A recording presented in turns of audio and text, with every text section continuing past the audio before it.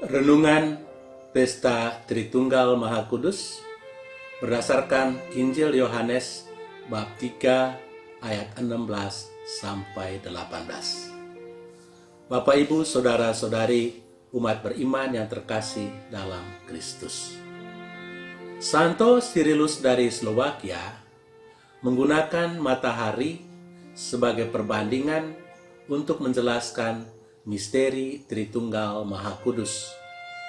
Menurut beliau, Allah Bapa adalah sumber matahari, Allah Putra adalah terang matahari, dan Allah Roh Kudus adalah panas matahari.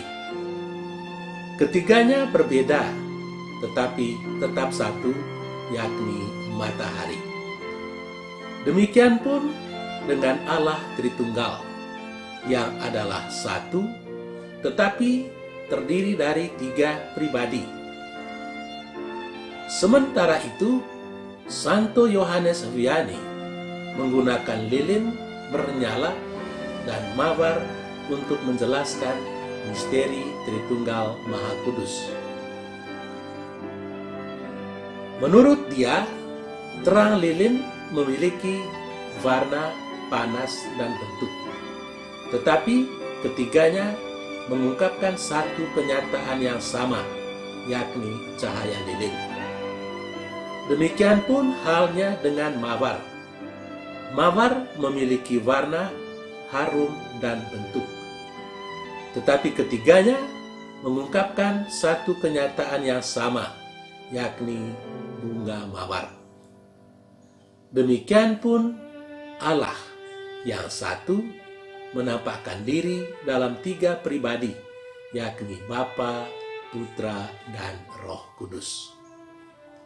Bapak, Ibu, saudara-saudari umat beriman yang terkasih dalam Kristus. Pada hari ini kita merayakan Pesta Tritunggal Maha Kudus. Sekalipun kitab suci tidak secara terang benderang menyampaikan ajaran tentang Allah Tritunggal Maha Kudus, bahkan di dalam kitab suci itu sendiri tidak ditemukan kata Tritunggal. Namun, dari bacaan-bacaan hari ini, kita bisa menyimpulkan keberadaan Allah Tritunggal Maha Kudus. Dalam bacaan pertama, dilukiskan bagaimana Allah mewahyukan diri kepada Musa. Dalam pewahyuan diri itu, Allah diperkenalkan sebagai Allah yang penyayang dan pengasih, panjang sabar, dan berlimpah kasih setianya.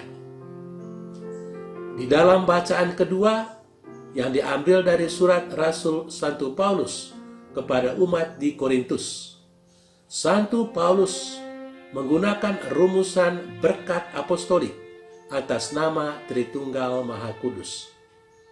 Rahmat Tuhan kita Yesus Kristus, cinta kasih Allah, dan persekutuan Allah Roh Kudus besertamu.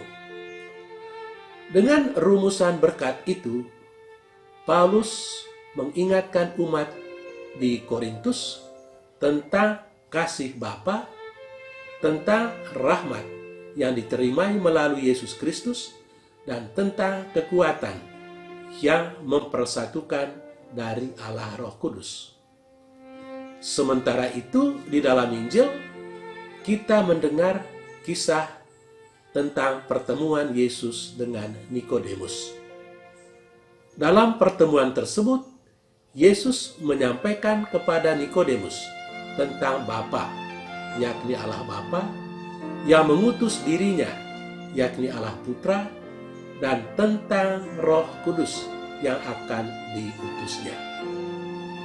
Yesus berkata bahwa Bapa telah memberikan kepadanya sebagai Allah Putra segala sesuatu yang dimilikinya, dan selanjutnya Yesus sebagai Allah Putra pada gilirnya akan memberikan semua yang diperolehnya dari Bapa kepada Allah Roh Kudus. Di dalam pernyataan tersebut, kita bisa melihat kesatuan di dalam Allah Tritunggal. Pewahyuan Allah Tritunggal Maha Kudus menjadi semakin jelas di dalam kitab suci Perjanjian Baru. Injil tentang Maria yang menerima kabar dari malaikat Gabriel.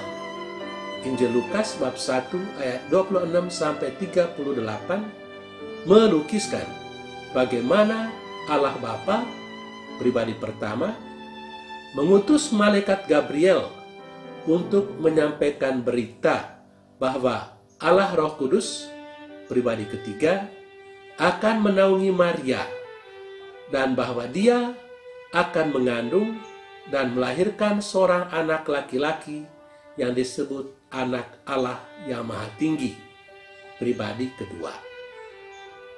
Kemudian, pada waktu pembaptisan Yesus di Sungai Yordan, Injil Matius bab 3 ayat 16 sampai 17, Roh Kudus sebagai pribadi ketiga turun ke atas Yesus sebagai pribadi kedua dalam bentuk burung merpati, dan kemudian terdengar suara Allah dari langit pribadi pertama yang berkata, "Inilah putraku yang kukasihi, kepadanya aku berkenan." Kemudian di dalam Injil Yohanes bab 15 dan seterusnya disampaikan secara mendetil ajaran tentang Tritunggal Maha Kudus. Akhirnya, sebelum naik ke surga, Yesus secara terang benderang menyebutkan secara lengkap Allah Tritunggal Maha Kudus. "Pergilah, jadikanlah semua bangsa muridku, dan baptislah mereka dalam nama Bapa dan Putra dan Roh Kudus." Saudara-saudari terkasih, apa pesan pesta Tritunggal Maha Kudus bagi kita? Pertama, kita mesti menghargai diri kita sendiri dan menghargai orang-orang lain. Kepercayaan bahwa Allah Tritunggal Maha Kudus diam di dalam diri kita mestinya membuat kita menghargai diri kita sendiri dan orang-orang lain, sebab di dalam diri kita dan orang-orang lain bertakhta Allah Tritunggal Maha Kudus. Kedua, kita hendaknya menyadari bahwa Allah adalah sumber kekuatan dan keberanian dalam mengatasi kesulitan-kesulitan di dalam hidup. Kekuatan dan keberanian seperti itulah yang dimiliki oleh para martir pada abad pertama dan juga pada martir pada masa ini, sehingga mereka rela menjadi saksi-saksi Kristus. Marilah kita memuji Allah Tritunggal Maha Kudus, Bapa, Putra, dan Roh Kudus, hari ini, selalu, dan sepanjang segala masa. Amin. Tuhan memberkati kita. Sampai jumpa lagi dalam renungan berikutnya. Ingat, jangan lupa Tuhan mencintai Anda.